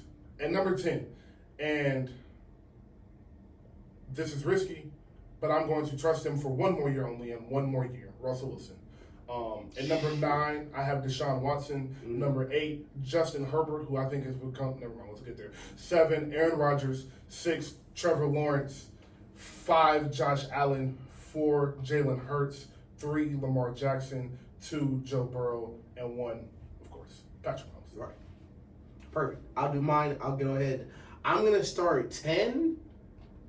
I'm going to start 10 Justin Fields. He was in the discussion for me. I'm going to go Justin Fields 10. 9, I'm going to go Geno. I like that. 8, I'm going to go Deshaun. 7, Herb. 6, Josh Allen. 5, Trevor Lawrence. 4, I got Lamar. Lamar Hurts. 4, I got Lamar. 3, I got Hurts. 2, I got Joe. And 1, of course, the boy. All right. So I think the thing that stands out to me is first is where is Aaron Rodgers? Oh yeah. And why is Geno Smith and Justin Fields better than Aaron Rodgers? Yeah, they're winning 6 games this year. Okay. So you have no faith in the Jets? Oh no, God, no. So that I wanted to mention this because you said we were talking about teams to look forward to, and you mentioned the Jets because you want to see how it's going to turn out. What are you going to do with a new segment, real quick? Teams you can't wait to fail. The Broncos. Oh yeah. I'm very excited to see if Russell Wilson fails again this year. And he had to be Sean Payton, though, right? Like, it had to be Sean. I fuck with Sean Payton. Yeah. But the Saints, I don't like the Saints. Yeah. It's just still enemy. I just don't like. I the definitely Saints. understand. I definitely. I do not like the way Saints fans get on Twitter. Yes. Yo, I can't stand it. I can't. Saints Twitter is up there with like Celtics Twitter. Yes. That 09 championship, that whole year, we just got to scrub. Like, I can't stand that. that Saints championship got so much legs, bro. This is unrelated to this list. But I remember I was getting an argument on Saints Twitter. I was like, yeah, Steve Young better than Drew Brees. And niggas was mad at me. I was like, bro, do you know what Steve Young did? Like, talking about Drew Brees right now?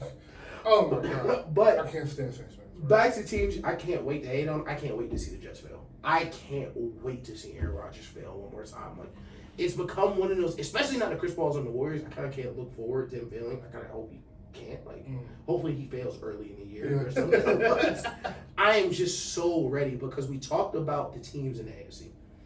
And that Jets schedule about halfway through the year, listen, it gets bad. It gets bad. In the division they're in, you got 2 games Josh Allen. You got 2 games versus the Dolphins. You got 2 games versus the Patriots, who you haven't beaten in like 15 years. And that's just in division. Got a lot of expectations. Aaron Rodgers, who has been on my all-time fraud list for like 5 or 6 years. Aaron Rodgers couldn't win the NFC North. I'm not going to say he can win the AFC East. And unlike other people, I don't give him a pass for last year. Because that Packers defense, not that bad. No. That running back I don't give tandem. him a pass for y'all last year at all. Yo, that running back tandem, A.J. Dillon, Aaron Jones, not that bad. And nobody wants to talk about because it's not cute. It's not. You don't see this on no Twitter clips. That Jets offensive line, it's not that good. When everybody is looking like, man, when Matthew Stafford went to the Rams, when Tom Brady went to the Bucks, you know what the Bucks had? 3 almost all-pro offensive linemen. Rams, amazing offensive linemen. Because that old quarterback, he don't want to get hit that much. Aaron Rodgers was in a cave doing psychedelics, contemplating retirement. Von Miller come off that edge, hit him one more time, he might do it again. In the middle of the season. Yo, like, and this ain't Green Bay. Come on, man. This ain't Green Bay. Aaron, we lost 28-12. Offense had 1 touchdown. What happened? Everybody relax. Yeah, fuck that. What happened, Aaron? Niggas don't want to hear that in New York, bro. Robert Saleh, who make or break this year, who got you a $50 million check, he don't want to hear that. You better go ask Zach Wilson what happened when niggas get to talking about Zach Wilson. He didn't even get benched. He was thrown off the roster.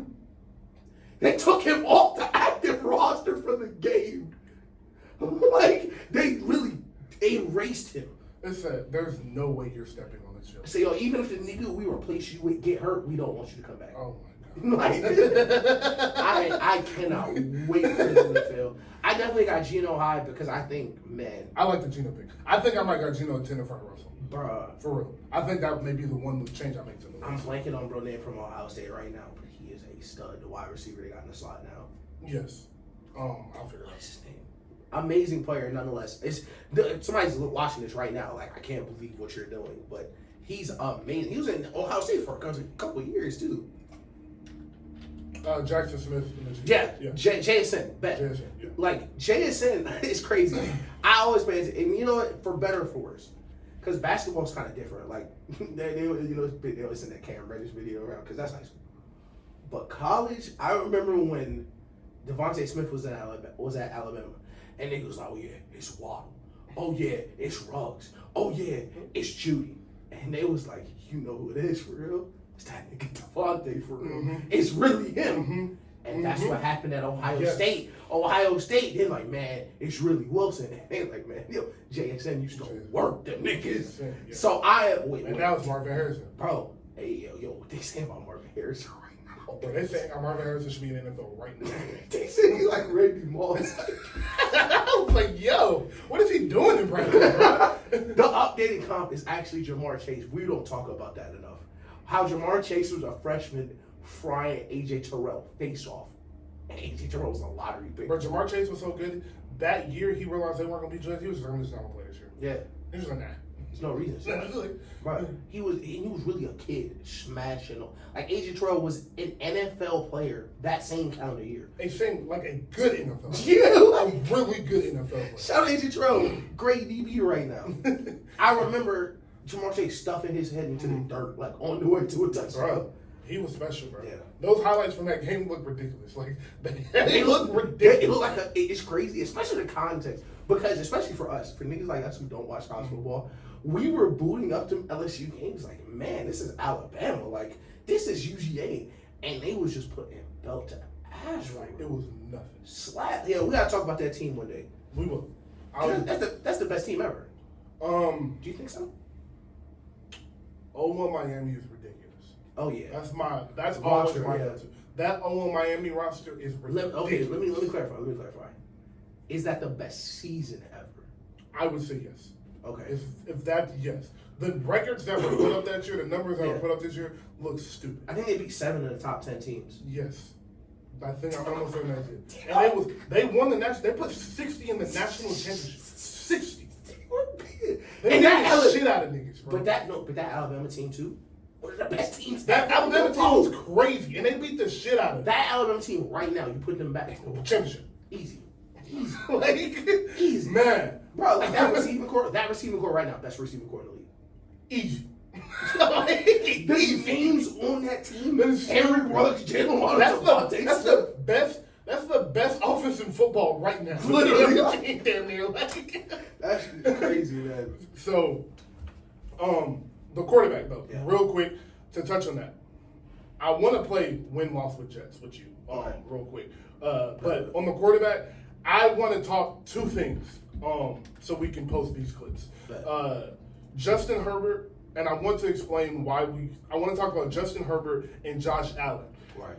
And why we have Lamar Jackson and Jalen Hurts and Burrow ahead of them, because some people still think that's an argument. I think Jalen Hurts, Lamar, and Burrow have passed them and should stay past them until further notice. How do you feel about that? I think, first of all, the Justin Herbert, Josh Allen stuff, I'm off. Josh Allen, for sure, there's some things I don't forget.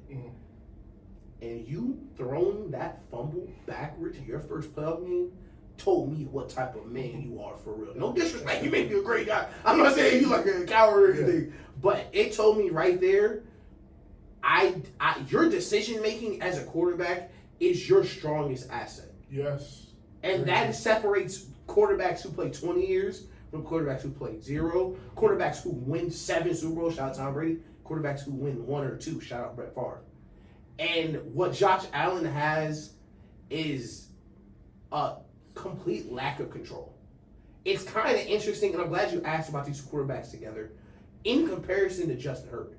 Where Justin Herbert, I think, is the opposite. Where Justin Herbert has too much control. Where you throw the ball 40 times for 280 yards. Like, Justin Herbert has one of the best arms in the league. And they call him a Watt-Pad QB. We're like, man, hypothetically, he'd be the best QB on every team ever. Like, man, you give him this weapons. But in reality, he has had Keenan Allen and Mike Williams and Austin Eckler and Joey Wilson and Derwin James. And like he's had crazy rosters. And that's what I was trying to like the worst thing about the Justin Herbert stuff is the window to get this done. It's not big. It's not big. It's not big. And he was one of those people where he was drafted to the perfect situation. You know, RFP Tyron Taylor Lung, but he got pushed into a team and they looked up and that was one of the best rosters in the league. And then you doubled down on it and added more pieces with Khalil Mack, an aging pass rusher who you overpaid for. And we still have nothing to show for it, and they're taking steps back. Now, playoff wins to show for it. Nothing. Like nothing. So I don't think Josh Allen, I think this season ends terribly for them too, but I think Justin Herbert will be the one fighting kind of with Trevor Lawrence to sneak back into this top 5. And it is because I think Kellen Moore is going to change life a lot for Justin Herbert. I do too. Because if you can lead the league in offense with Dak, what can you do with Justin Herbert? Yes. So I think, and it's not like Justin Herbert, and I'll cut Justin Herbert some slack because you get drafted to a defensive team. You're getting drafted into a situation where you're not having a Sean McVay or an offensive mind teach you, oh, this is where the NFL's going. Right now, Justin Herbert is playing 2022 football, 2023 football. Mahomes, even Josh Allen sometimes, these top-tier quarterbacks, they're playing 2025, 2020, like things that are going to be caught up by those years where everybody's going to be doing those then. Right now, Justin Herbert needs to take that next step. But as far as Josh Allen, I'm not entertaining no more Josh Allen. Nothing. No all-pros? I mean, maybe one all? One all-pro, one Pro Bowl. What I got to show for it? You're regressing. You went to the AFC Championship, got the doors blown off you. You lost in the division. Close in. You lost in the division, got the doors blown off you again. It's not going to get easier. those people that you had on deals that were easy, Von Miller kicking in, Josh Allen kicking in, Stephon Diggs kicking in. That's what happens. And then you look up, people like Jordan Poole are going to leave. You can't keep everybody, people. And now it's going to get every year, it's going to get a little harder. It's going to get a little harder. And the difference is, and that's the reason I want to have Josh Allen in this area, is because we're going to get it to a point where it's going to have to reset for Josh Allen. And that turnaround isn't always as quick. Ask Aaron Rodgers. He had 2 straight seasons. He didn't make the playoffs. It's not like Josh Allen has the benefit of being in a sorry division. These teams in this division are getting better every year, and you're not. So I have Josh firmly outside of my top 5. And for any Lamar comparison, Lamar going to be. All right, so Justin Herbert, I'll start there. My number one issue with Justin Herbert is he's quiet. Yeah. I hate that. Mm-hmm. I do not want my quarterback to be on the sideline, soft-spoken, won't talk to his teammates, with his arms folded, sitting on the Gatorade, just by himself with his helmet. I don't want that for my quarterback. I want my quarterback to be a Tom Brady, a Cam Newton, a Geno Smith, a Jameis Winston, a leader, a Patrick Mahomes. I don't know why I haven't said it. Patrick Mahomes, Joker. I want them to give Lamar. I can go on the list. Jalen Hurts is probably the best example I could go right now.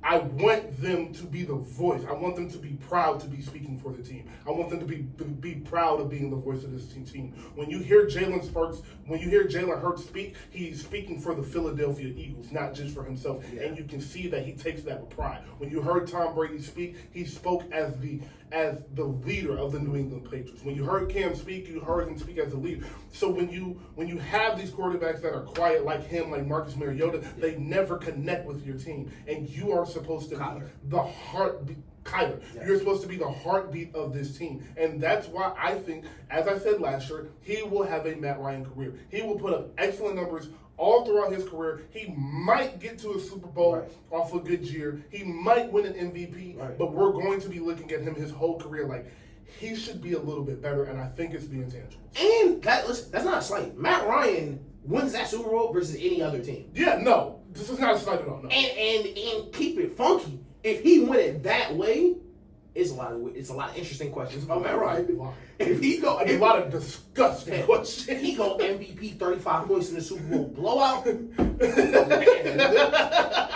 a lot of tough questions. Stay us. You the only nigga to blow out Brady in the Super Bowl? Like, beat the break Brown. Listen. I don't want to get into 28-3 because somewhere in the multiverse. Y'all gonna cut it off. But Brady had never even thrown a pick 6 in the Super Bowl. It looked like it was crumbling around us. Like it was getting Malcolm Butler getting beat by third wide receivers. Bruh. It was getting bad. Shout out Matt Ryan. But yeah, that is my main thing with her. Yeah. It is nothing else. The talent, make every throw. It is nothing but his mentality and his intangibles. You know Jeff? I know what cut you off. Andy Davis. Go ahead. Yes. Perfect comparison. Yeah. I do want to say yes, though, about the Kellen Moore point. He can unlock something. If they can stay healthy and Kellen Moore can draw the plays to where he puts him in better positions situationally at the end of games mainly. 2-minute drills. I think we can see the leap in the Chargers offense this year and their team in general. But Josh Allen, I don't have in the top 5 because he led the league in turnovers last year. There's never, ever been a quarterback that has led the league in turnovers completely.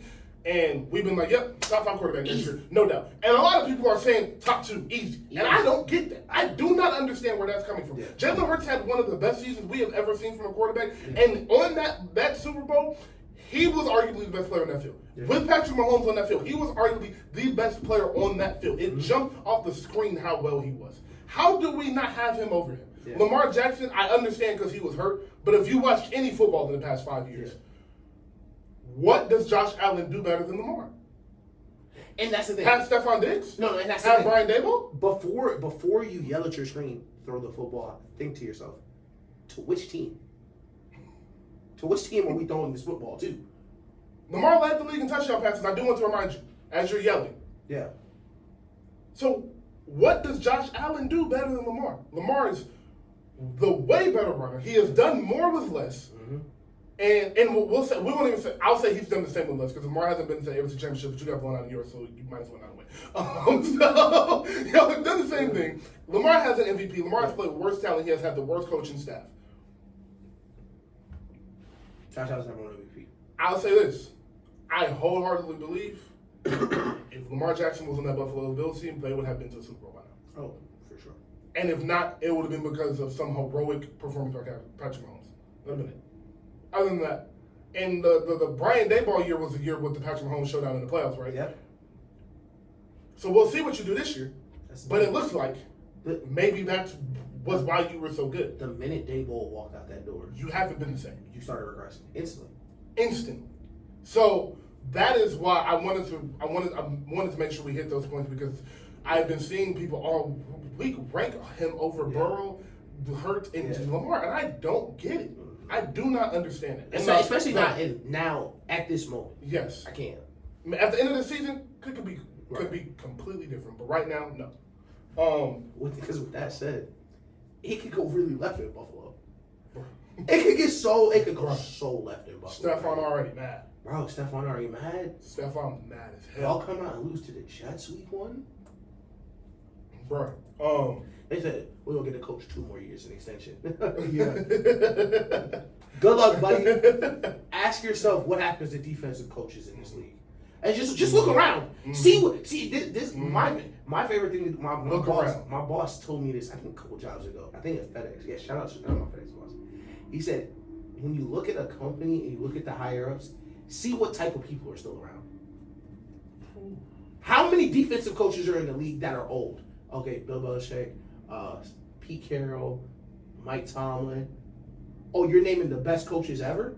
Okay, that should tell you something. Mm-hmm. Mediocre defensive coaches don't make it in this league. Do not make it. Rex Ryan, one of the greatest defensive minds we ever seen. Yes. They threw him out the door. Out the door. You better start scoring some points. You better figure it out. They don't care nothing about that little 2-year extension, bro. They will throw you and that contract out, give you the guaranteed money. Keep it moving. Hire some young hot shot that played Call of Duty with Sean McVay once. That just knew Sean McVay from college. Play Call of Duty with Sean McVay. He'd be in the party with Sean McVay. And the reason I say that specifically is because that's what happened in Miami. And they was like, man, Miami Dade was like 25 years old. Oh, yo, he's a great coach. And they're like, man, we got to get more of you. More of you. Because the thing is, you get one of them 25, 28, 35-year-old nerds, they can be your coach for 30 years. Mm-hmm.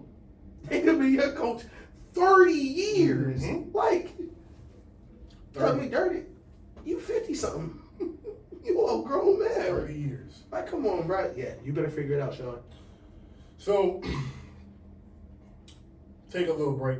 Just get into some fun stuff. What did you think about old boy hitting out his side of the backboard before he turned around?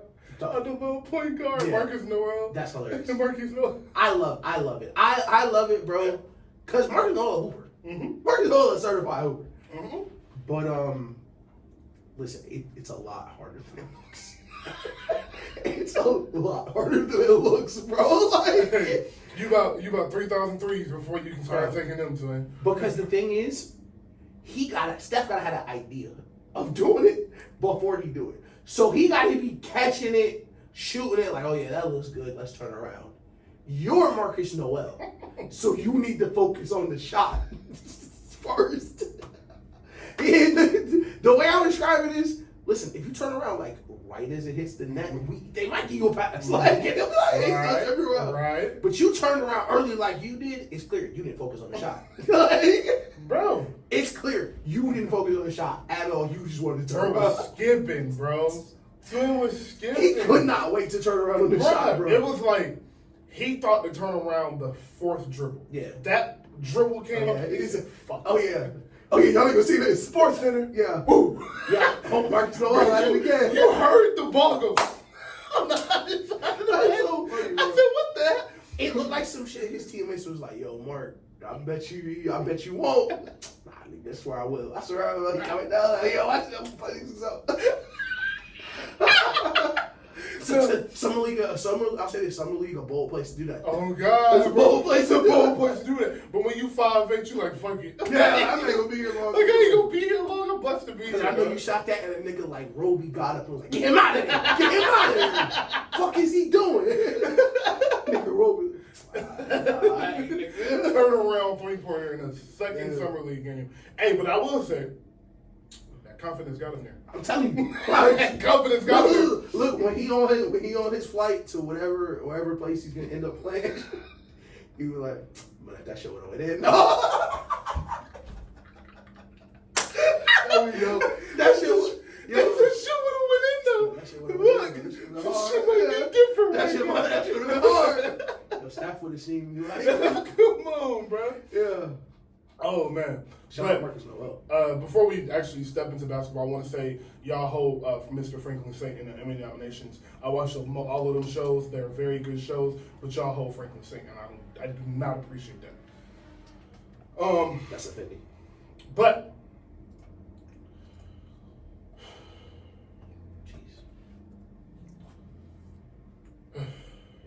It's hot. And I'm about to get mad because I'm going to start yelling. Draymond Green. Oh, yeah. I forgot. Wow, he's been doing this whole time we've been on break. Wow. All right, bro.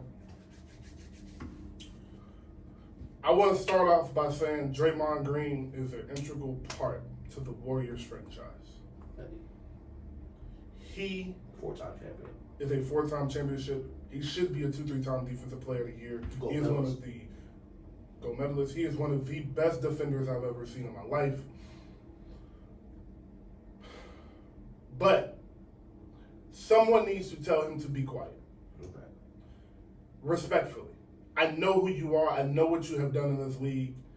For the league. For the league. For people like you coming into the league. Mm-hmm. You have done a lot. But you have to be quiet. Because there's no need for you to continue to speak about the situation with Jordan Poole, obviously. I don't care that Patrick Beverly asked you. I don't care.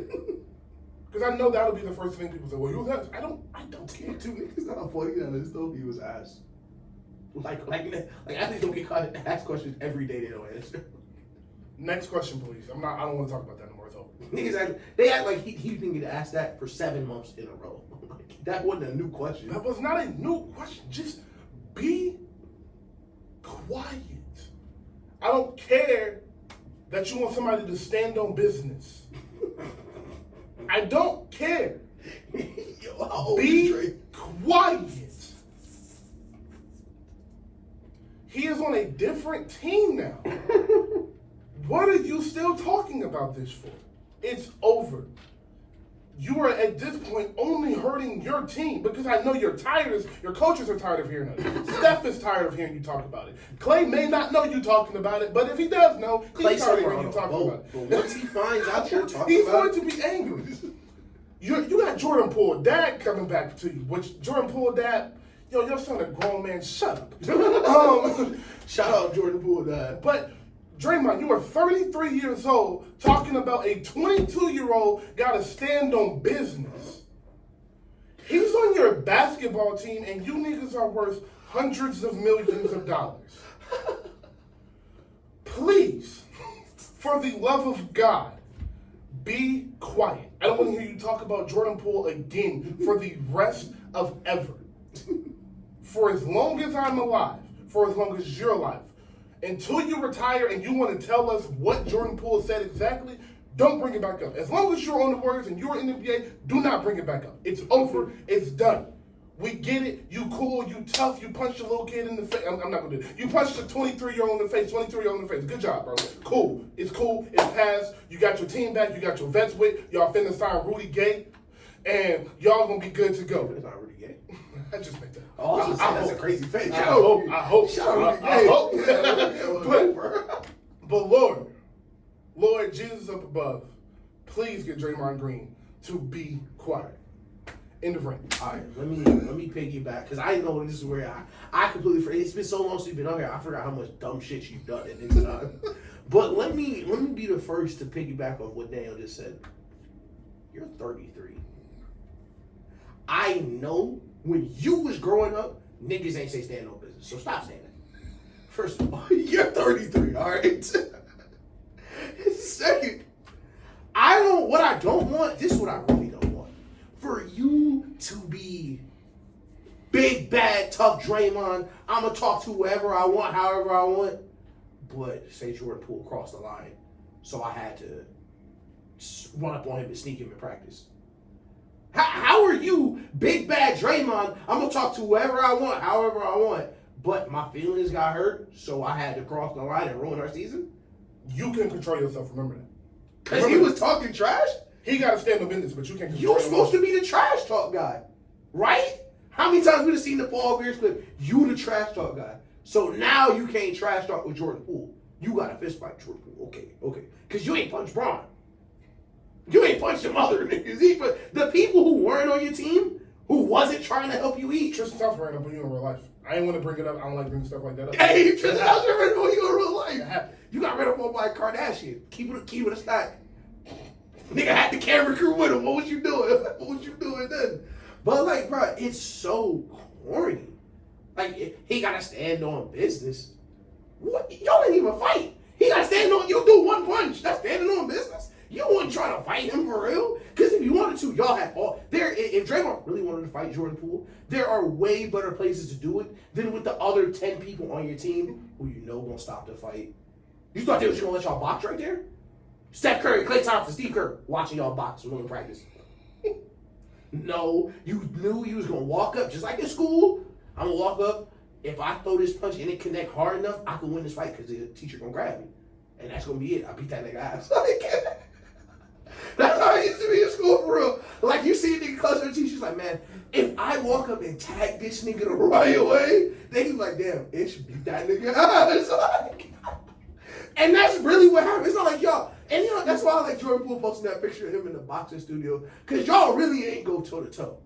It's never going to happen because Jordan Poole making $100 million. You're making $100 million, which I don't know. Shout out to Golden State for giving you that, by the way. Great organization. Wouldn't have happened to the Patriots. It's not like y'all gonna box at the Wizards game. But listen, when you switch out there, I can't wait to watch that game on League Pass. You know what? I hope they put that shit on TNT.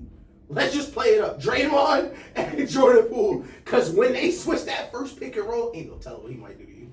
Ain't no telling you better be on you better have your head on a swivel, boy. And that's my last point. You need to be very careful about the group of people you're antagonizing. Because you are no longer the hunter in the league, Draymond. If this is the first you're thinking about it or the first you're realizing it, the period in time where you put fear in the other niggas' teams is dwindling. And it's almost at its end. And you know when it stopped? When Mr. Tough Guy was scared of the crowd in Boston. And you got sat down in front of the world. When your mom was tweeting, she didn't recognize you. That's when that ended. Now, if these antics were happening before that, where you were Draymond Green, linchpin of the Warriors dynasty, dominant on both sides, can play the whole game really for the Warriors, that's not you no more. You're not that guy, and that's okay.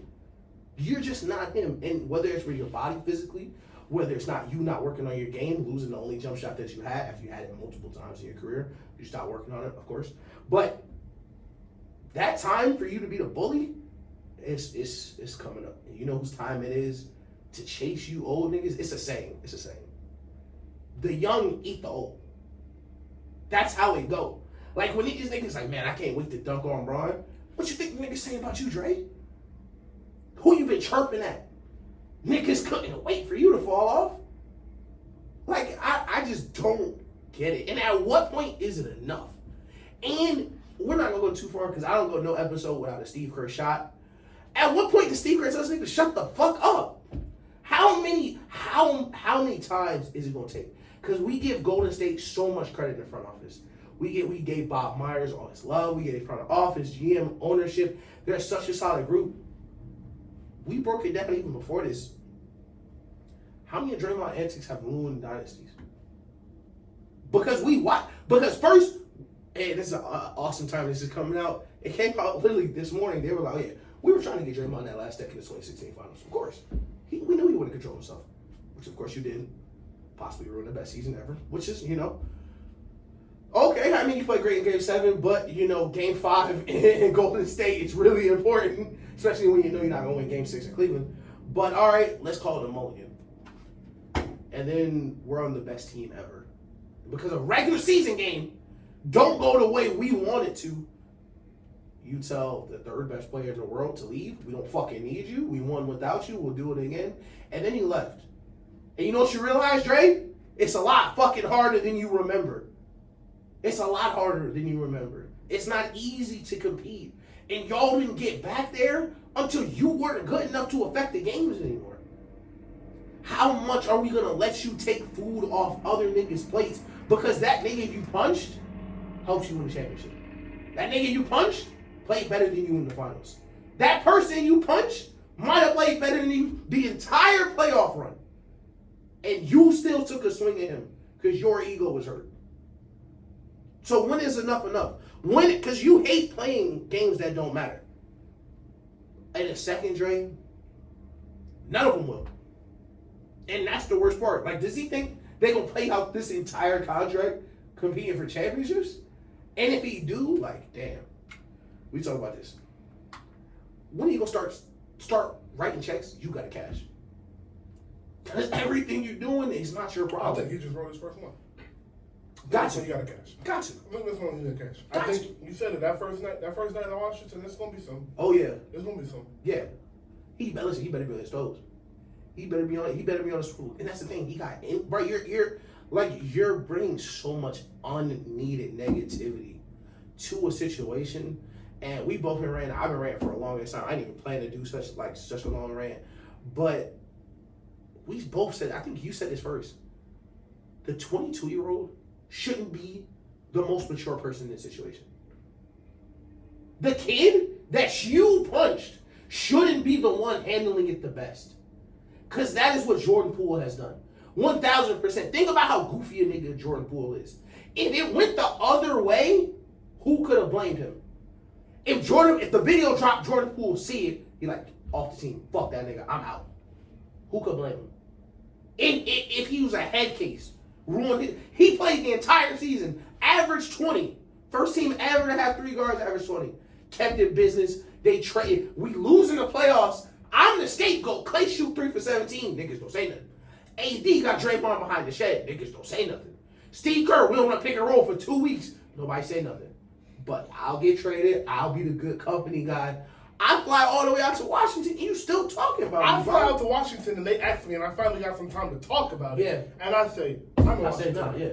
I could really go. I could tell them what I told. I could tell them what I told you, because that's what really niggas really want to know. I could tell them what I told you, and you know it was some funny shit. You know it was funny. And you know it was some funny shit. It was funny as fuck. You know he was cooking him. You just know he was frying him. But you know what? I'm going to be the adult in the room. Because at 22, I got 120 million. That's why niggas like, man, Jordan Poole got to get his get back. Why? Like, what changed? Like, so, I'm not tough enough in the NBA. Where we have security at the tunnel for everybody. Well, I'm not tough enough. Like, and last thing on the Draymond, for real, because I hate talking to Draymond now. You need to watch how you talking to KG, because KG lets you slide. You need to watch how you talking to KG, my nigga, because KG kept it real diplomatic with you. KG not the most diplomatic nigga. KG really get it to like, hey, chill out. Chill out. But, yeah, that's to Draymond, too. The other guy that was the reason Draymond has 4 championships. Steph Curry. Real quick, I just want to talk about his documentary. So Steph Curry dropped a documentary called Underrated on Apple TV. If you have the chance to go out and watch it, please do. It's very inspiring, I want to say. He showed his rise, I will say, and not necessarily the peak of the rise. Right. It wasn't more so about his NBA career, so that leads me to believe a documentary will be coming out about his NBA career once that is over. But this was more so about his journey from younger guy to college, right. and then kind of showing how he was working as a dad with the family and won the fourth championship. Right. I just want to say, first off, I had no idea he was that good in college. He was averaging 29. Yeah, he averaged 30 in college. He was averaging 30 in college, bro. And the year with the Davidson, where they went to the Sweet 16 and almost got to the Elite 8, they were a jump shot away from the Elite 8. Like, they were a 3-pointer away from the Elite 8. It was very funny to see it because the last play of the Elite 8, they ran a pick and roll and they trapped him. And I said, "Yep, his whole life. His whole life. He just do it, young buck." Yo, his whole life, coach has been like, fucking double him. So, it was really cool to see because, he truly was a true freshman, and he changed everything about Davidson. And I did not know that. I knew Steph was that guy in college. I knew he was really good in college, but I had no idea that he changed their team the way he did that fast. Like, it was like he came in, and they were instantly started playing, and they were instantly good. They rattled off 10 straight, and I think they did. They got to the tournament his freshman year, and they lost in the first round, and then his junior year was the second year was they had a crazy run. It was a third. I want to say it was the third year that was a crazy run. No, he came back after a crazy run. Yes. He did. The rest of the team left, and then he came back, and it just wasn't the same once they left. But he was averaging, where is it? He was averaging 21, 26, and 29. like as a freshman, freshman, true junior, true sophomore.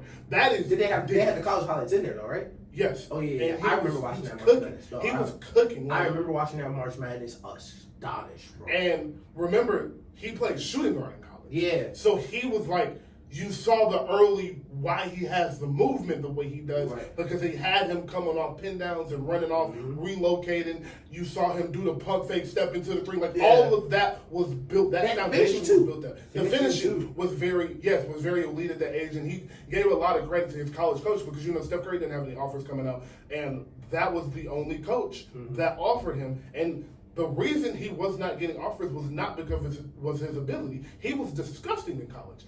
It was his size. And that's why the underrated factor comes in. So y'all coming in and saying he's not underrated is just so crazy to me. But the underrated factor was that, like, nobody wanted him due to his size. And the one school that took him said, his coach said right before he walked out of the recruitment, because he said, his mom was like, we'll fatten him up for you. And she was like, I would take him just how he is. And he came into college at 6'1", 152 pounds, soaking wet. 22 a game. And the rest is history. I know you. So his first game was horrible. Yes. I think his first 2 games were pretty bad. His first game, he turned the ball over like 10 times in the first half almost. Like, he played as bad as you could. Okay, I remember. He turned the ball over like 10 times in the first half and then scored like 25 the second. Yes. Like, and almost won them the game. But I'm glad you mentioned the coach. Because, man, it really does all go back to him. We talking about, like, underrated. A bunch of people like, he can't be underrated. Da-da-da-da. Like, well, he was. Like, it wasn't like we're suggesting he was underrated. He had no offers. He literally could not go play college basketball if he wanted to. He had to go try out. That's lit. You don't get more underrated than that. Like, the other examples of underrated that people will give us, like, okay, but he had offer. Like, he had people that believed in him. Duke wouldn't even let him try out to walk on. Literally. Because why? You're 6'1", 150. What are you doing here? So I'm definitely glad you watched it. I'm excited to watch it. Is it all out or is it? Like, it's just one. It's like a 2-hour documentary. Oh, okay. You get to see him like now as a dad. But star of the documentary, I will say, was Cannon.